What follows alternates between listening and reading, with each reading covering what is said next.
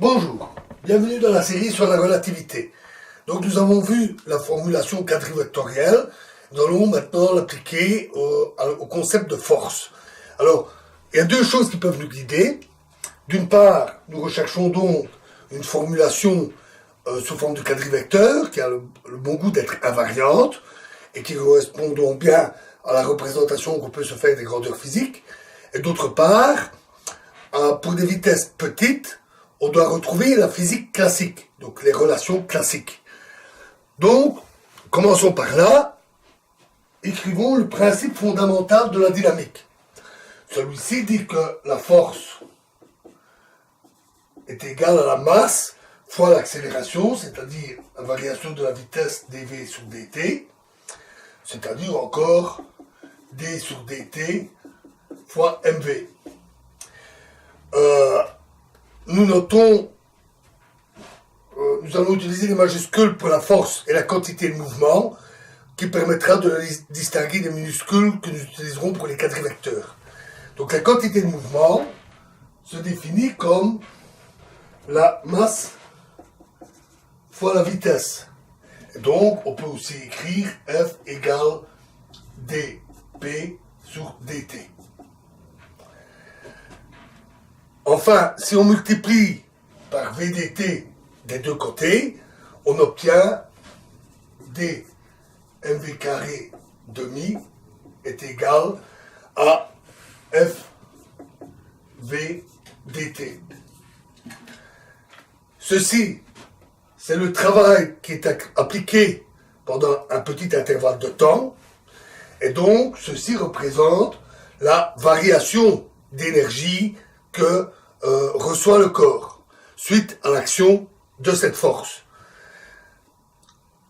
Par convention, on choisit que l'énergie du corps soit égale à 0 au repos, et parce que seules les variations de l'énergie comptent.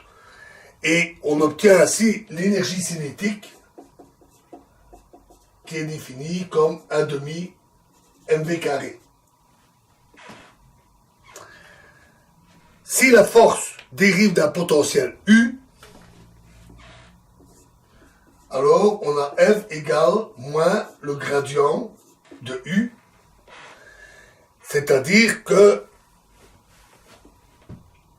FV dt égale moins du, du étant la variation de l'énergie potentielle sur le petit bout de trajectoire qui est considéré. Et donc, l'énergie totale du corps est l'énergie cinétique plus U, l'énergie potentielle, et c'est une constante du mouvement. Elle se conserve. Tout ça, bien sûr, étant calculé dans un repère unique, inertiel, donné. Il ne faut pas mélanger les repères, les référentiels. Voilà, nous en avons ici assez avec la physique classique pour tout ce dont nous avons besoin pour maintenant, même pour après.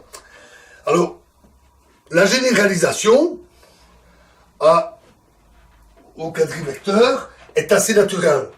On peut essayer petit p égale m petit u, la quadrivitesse, pour définir la quantité de mouvement sous forme de quadrivecteur. Petit f devient égal, la force, égale dp sur d taux. Alors on utilise le temps propre, puisque le temps, cette variable est constante. Et donc égal à m du sur d taux. Bon, ça c'est bien pour cette généralisation-là sous forme invariante, elle est naturelle, mais il faut voir si elle redonne bien la physique classique à petite vitesse. Ça c'est la règle, on doit à petite vitesse, pour voir si c'est correct, on doit retrouver les formules classiques. Alors commençons par les composantes spatiales. On va avoir PI égale M fois UI, c'est-à-dire M gamma VI. VI étant les composantes de la vitesse classique. Si la vitesse est très petite, on a alors que PI égale PI. Donc si gamma est environ égal à 1, donc on doit avoir normalement un gamma fois ici. Oui, je dis bien un gamma fois. Mais s'il est environ égal à 1 à petite vitesse, alors les composantes spatiales de la quantité de mouvement sont identiques.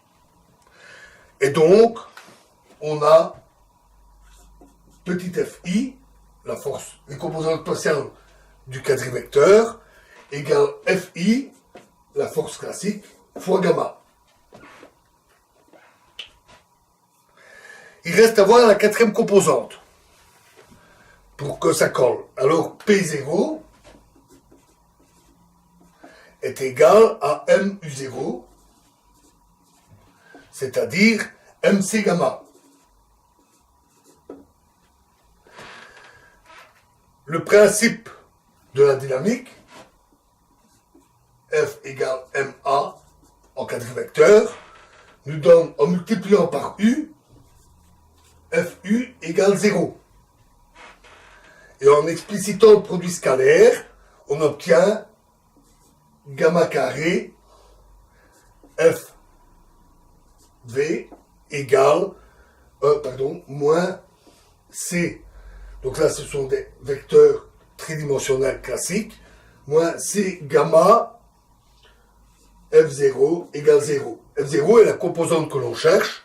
Et donc, F0 égale gamma sur C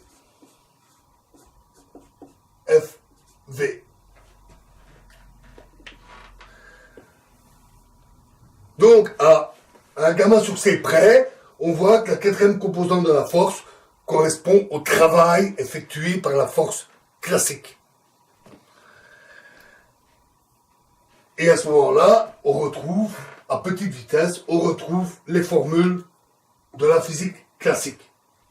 Donc vous voyez, l'approche est assez simple, à condition de bien maîtriser la représentation quadrivecteur que nous avons vu dans les deux vidéos précédentes, passer à une formulation sous forme de quadrivecteur et faire le lien à petite vitesse avec la formulation classique est assez simple.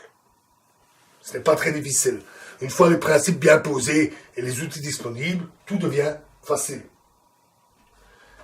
Alors voilà pour la force. Nous avons donc ces composantes spatiales et temporelles. Nous avons là le quadrivecteur force. Alors dans la prochaine vidéo, nous verrons de plus près la partie énergie et nous verrons le fameux E égale mc carré. Je vous remercie.